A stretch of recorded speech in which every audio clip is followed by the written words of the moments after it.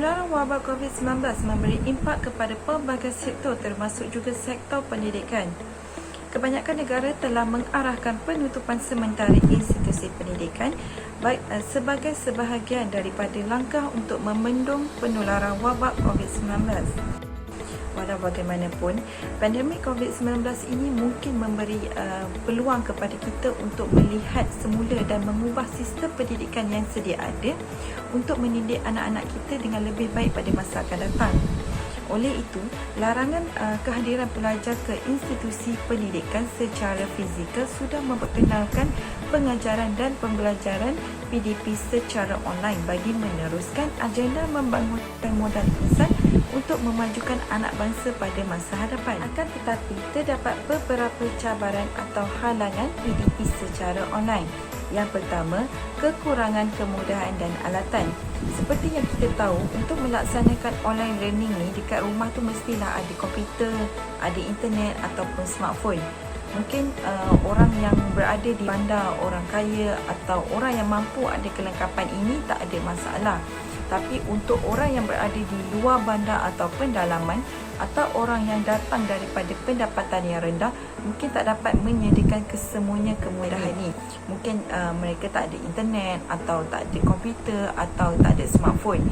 Dan kalau ada sekalipun, cuba bayangkan kalau family tu mempunyai beberapa orang anak yang masih bersekolah. Mungkin ada yang sekolah rendah, ada yang sekolah menengah, yang mana nak kena online learning pada waktu yang sama, nak kena belajar sama-sama, di mana benda itu terhad dan semua adik-beradik yang berada di rumah memerlukannya. Cabaran yang seterusnya iaitu suasana pembelajaran yang tidak kondusif. Kalau dekat sekolah ni memang khas untuk belajar sebab kita tahu kita ada bilik darjah yang dilengkapi dengan kerusi, meja, whiteboard yang besar, ada interaksi dua hala dengan cikgu, ada soal jawab, ada interaksi dengan kawan-kawan kalau tak faham, ada model yang cikgu boleh bawa, boleh tunjuk yang kita boleh pegang. Itu adalah suasana pembelajaran yang kondusif. Jadi kalau dekat rumah ni tidak kondusif kerana ada gangguan bising. Kadang-kadang bunyi adik menangis lah, kadang-kadang bunyi ayam lah, bunyi itik lah, atau bunyi lori, bunyi kereta dan sebagainya. Ataupun baru nak buat kerja, baru nak buka laptop, time tu lah adik nak buka TV. Dan suasana yang tidak kondusif di rumah ini adalah tempat nak belajar itu sendiri. Mungkin ada parents yang mampu untuk menyediakan bilik belajar untuk anak-anak mereka yang dilengkapi dengan kerusi, meja yang bersesuaian. Tapi kalau dekat rumah yang kurang berkemampuan ni, mungkin anak-anak mereka belajar di ruang tamu, belajar sambil menyarap dan sebagainya. Cabaran yang seterusnya iaitu ketidaksamaan dalam sistem pendidikan.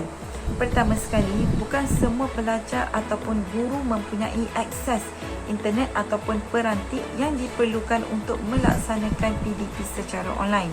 Meskipun Malaysia semakin bertambah baik dalam kadar penembusan internet secara keseluruhan, akan tetapi perbezaan jurang digital masih lagi ketara antara kawasan bandar dan juga luar bandar.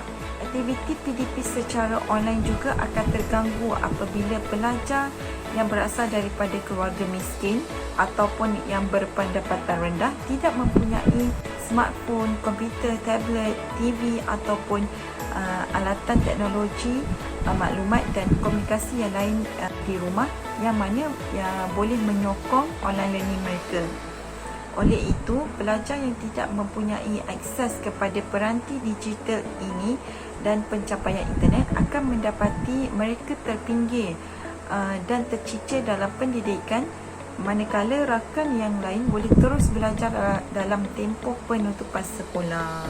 Memandangkan kesan COVID-19 ini adalah berpanjangan, kerajaan seharusnya membantu dalam hal pembelajaran anak-anak bagi keluarga yang miskin supaya boleh mengurangkan beban kehidupan mereka. Contoh seperti di Singapura, jika pelajar tidak mempunyai peranti digital ataupun akses kepada internet, sekolah boleh meminjamkan peranti pada pelajar yang memerlukannya dan juga akses internet.